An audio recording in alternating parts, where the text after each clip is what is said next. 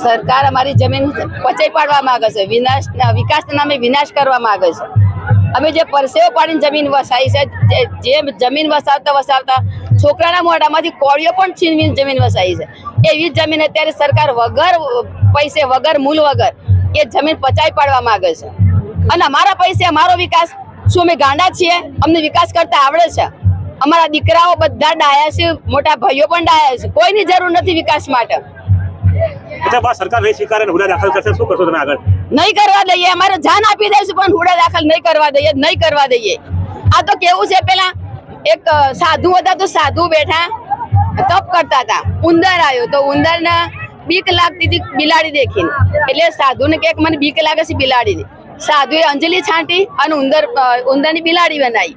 પછી બિલાડી પાછી થોડા દિવસ પછી પાછી આવી ગભરાતી, એટલે કે મને કૂતરાની બીક લાગે છે, તેને કૂતરો બનાવી દીધી। કૂતરો બનાવ્યા પછી થોડા દિવસ થયા, ફરતો તો પાછો આવ્યું કે મને બીક લાગે છે વાઘની, તેને વાઘ બનાવી દીધો।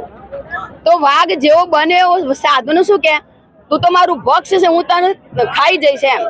તો જે સાધુ ગાલમાં હસ્યા કે જે સાધુએ તને ઉંદરમાંથી વાઘ બનાવ્યો એને વાઘમાંથી બિલાડી બનાવતા નહીં આવડ્યા, તો સરકાર પણ સમજી લે કે અમારા પાસે મતની ભીખ માંગીને સરકાર રાજ કરે છે, નથી એમના પોતાના મત કે પોતે જાતે આવી ગયા।